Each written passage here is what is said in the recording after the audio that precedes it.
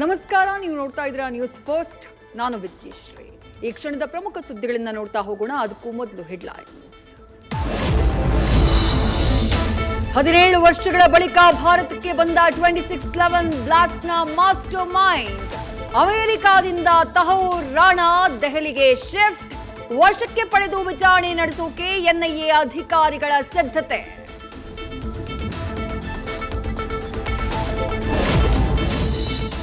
ಬಿಜೆಪಿಗಿಂತ ಕಾಂಗ್ರೆಸ್ ಸರ್ಕಾರದಲ್ಲಿ ಭ್ರಷ್ಟಾಚಾರ, ಕಮಿಷನ್ ಹೆಚ್ಚಾಗಿದೆ.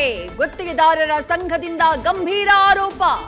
ಸಿಎಂ ಡಿಸಿಎಂಗೆ ಗುತ್ತಿಗೆದಾರರ ಸಂಘದಿಂದ ಪತ್ರ.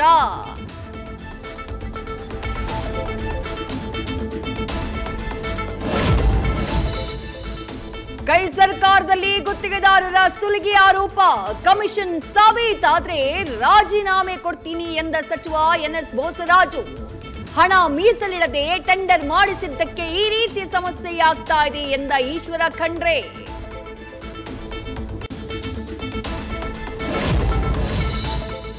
ವಾಲ್ಮೀಕಿ ನಿಗಮ ಮುಡಾ ಹಗರಣದ ನಂತರ ಅವರು ಬೇಸತ್ತಿದ್ದಾರೆ.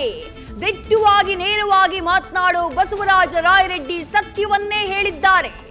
ಭ್ರಷ್ಟಾಚಾರ ಹೇಳಿಕೆ ಬಗ್ಗೆ ಬಿಜೆಪಿ ರಾಜ್ಯಾಧ್ಯಕ್ಷ ವಿಜಯೇಂದ್ರ ಪ್ರತಿಕ್ರಿಯೆ.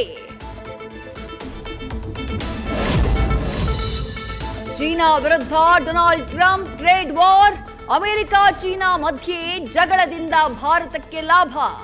ಭಾರತದಲ್ಲಿ ಚೀನಾ ಉತ್ಪನ್ನಗಳ ಬೆಲೆ ಮತ್ತಷ್ಟು ಇಳಿಕೆಯಾಗುವ ಸಾಧ್ಯತೆ.